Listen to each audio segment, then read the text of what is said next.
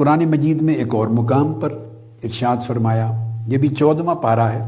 جس میں اللہ رب العزت نے ارشاد فرمایا، سورہ الحجر آیت نمبر 39، 40، 41 اور 42۔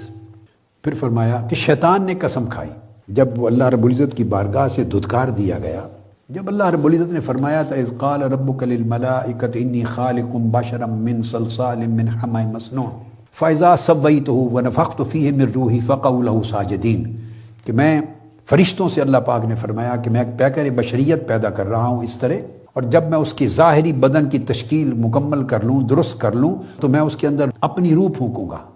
جب اپنی روح پھونکوں گا تو تم اس کے پیکر بشری کو نہ دیکھنا، اس کے پیکر جسدی کو نہ دیکھنا، اس کی حقیقت روحی کو دیکھنا۔ جسم کا پیکر تو بنا رہا ہوں، بشری پیکر، مگر میں اس میں اپنی روح پھونکوں گا۔ وَنَفَخْتُ فِيهِ مِن رُوحِي، تو میں اپنی روح اس کے اندر پھونکوں گا۔ جب میری روح کا چراغ اس کے اندر جل پڑے تو فَقَعُوا لَهُ سَاجِدِينَ، تو پھر سجدہ ریز ہو جانا، اس کے لیے اس کی تعظیم بجا لانا اس شکل میں، اور دراصل مجھے سجدہ کرنا، احترام کرنا۔ تو وہ احترام اس کے وجود روحانی کے لیے ہے، اس کے پیکر بشری اور پیکر جسدی اور پیکر ظاہری کے لیے نہیں، اس کے وجود روحانی کے لیے، جو روح اللہ پاک کی پھونکی ہوئی روح کا چراغ، اس کو کرنا۔ تو خیر پھر واقعہ ہے، ملائکہ ان کو روح کی پہچان تھی، وہ جب روح چمکی، چراغ روح چمکا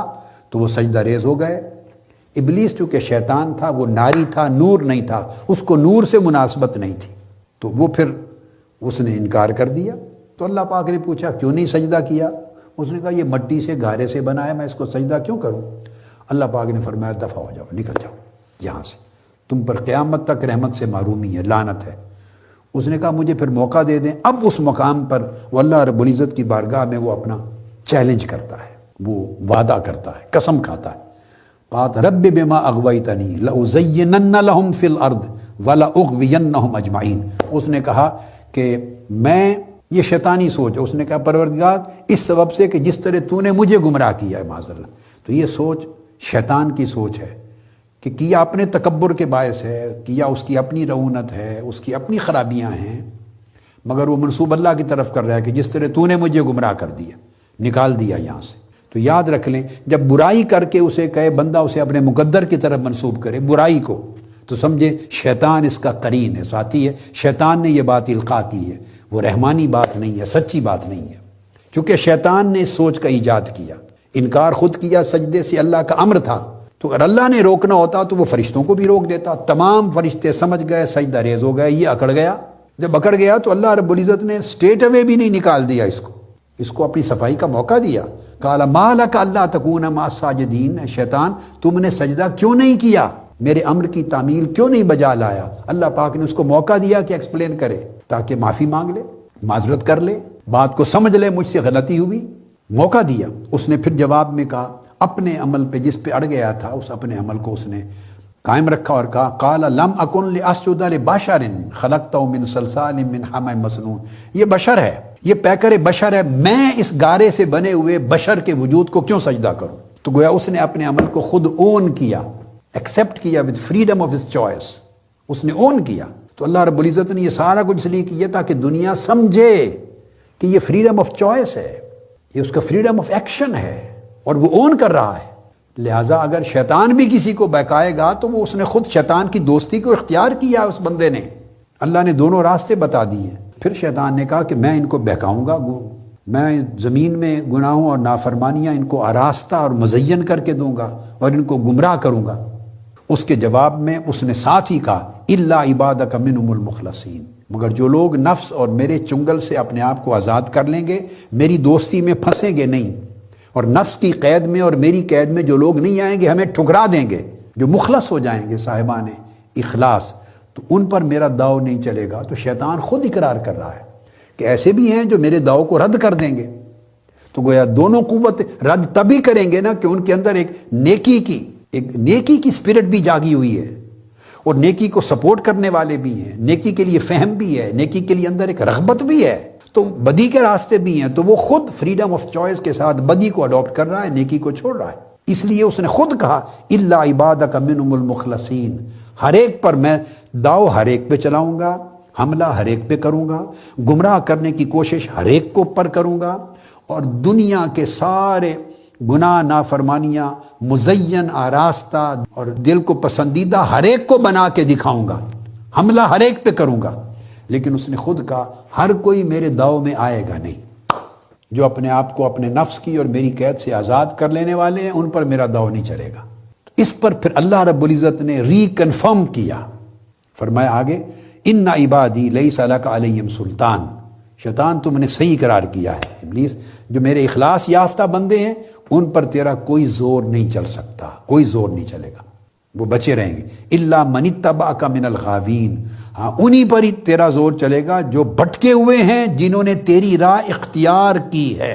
پھر قرآن مجید نے کہا الا من اتبعک، جنہوں نے خود اپنی آزاد رائے سے، مرضی سے، اختیار سے، اپنے کسب سے خود تیری راہ اختیار کی ہے۔ الا من اتبعک من الغاوین، جنہوں نے خود اس ٹرینڈ کو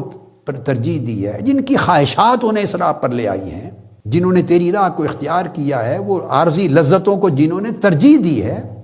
انہی پر تیرا داؤ چلے گا اور وہ بیٹھ جائیں گے، اور ان کے لیے اور لوگوں کے لیے جنت ہے۔ اور جو تیرے داؤ سے جنہوں نے بچنا اختیار کیا، ان المتقین فی جنات وعیون، وہ جنت کے باغوں اور چشموں سے سیراب ہوں گے۔ تو یہ دونوں راستے پھر بیان کر دیے۔ تو اس سے بیان کرنا مقصود یہ تھا کہ شیطان بندے کو گمراہ کرنے کے لیے اپنے تمام تر سامان استعمال کرتا ہے، اور وہ ایک سورس ہے۔ پھر شیطان اکیلا ایک فرد نہیں ہے، سورہ اعراف میں ارشاد فرمایا، اعراف ایک فرد نہیں ہے، اس کا پورا قبیلہ ہے، لاکھوں کروڑوں اربوں خربوں کا جیسے انسان ہے، اس کا بھی قبیلہ ہے، اور وہ قبیلہ قرآن مجید سورہ اعراف کی آیت نمبر 27 میں بیان کرتا ہے۔ فرمایا انہ یراکم ہو وقبیلہ من حیث لا ترونہم، شیطان ابلیس جو سب کا بابا ہے، وہ بھی دیکھتا ہے، جو great great grand grand grand father ہے سب شیطانوں کا، وہ بھی تمہیں دیکھتا ہے، ہوا وقبیلہ، اور اس کے قبیلے کا ہر فرد تمہیں تاڑتا ہے، دیکھتا ہے، من حیث لا ترونہم، ان جگہوں سے کہ تم انہیں نہیں دیکھ سکتے۔ قرآن مجید نے اسٹیبلش کر دی، شیطان تمہیں دیکھتا ہے، شیطان کے قبیلے کے لوگ تمہیں دیکھتے ہیں، شیاطین۔ اس لیے قرآن مجید نے ایک اور مقام پر فرمایا جنوں میں بھی شیاطین ہیں اور انسانوں میں بھی شیاطین۔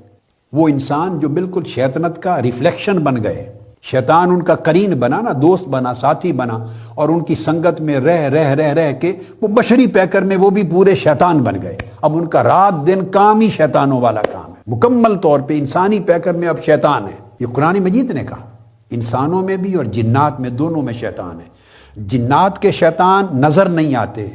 انسانوں میں شیطان دکھائی دیتے۔ کسی کے ماتھے پہ نہیں لکھا ہوتا کہ یہ شیطان ہے اور یہ نیک انسان ہے، آپ اس کے اعمال سے، کرتوتوں سے، اس کی باتوں سے، اس کے کلام سے، کلمہ سے، اس کے کردار سے، حلال اور حرام رزق کے سارے اعمال سے اس کو آپ جائزہ لے لیتے۔ تو فرمایا کہ شیطان اور اس کا قبیلہ پورا، ہر فرد تمہیں دیکھتا ہے، ایسے کہ تم نہیں دیکھ سکتے۔ فرمایا انا جعلنا الشیاطین اولیاء للذین لا یؤمنون، جو لوگ ایمان نہیں رکھتے یا ایمان زبان کی حد تک اقرار تصدیق کر کے ایمان کا سودا انہوں نے نہیں رکھا،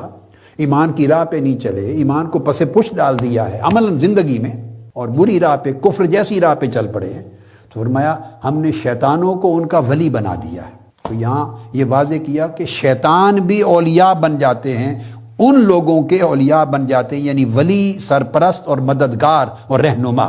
اولیاء میں ولی، رہنما، سرپرست، مددگار، گائیڈ۔ شیطان ان کے گائیڈ بن جاتے ہیں، سرپرست بن جاتے ہیں۔ ولی جب نکاح کرتے ہیں تو ولی مقرر کرتے ہیں نا، سرپرست، جو قدم قدم پہ سرپرستی کرتے ہیں شیطان،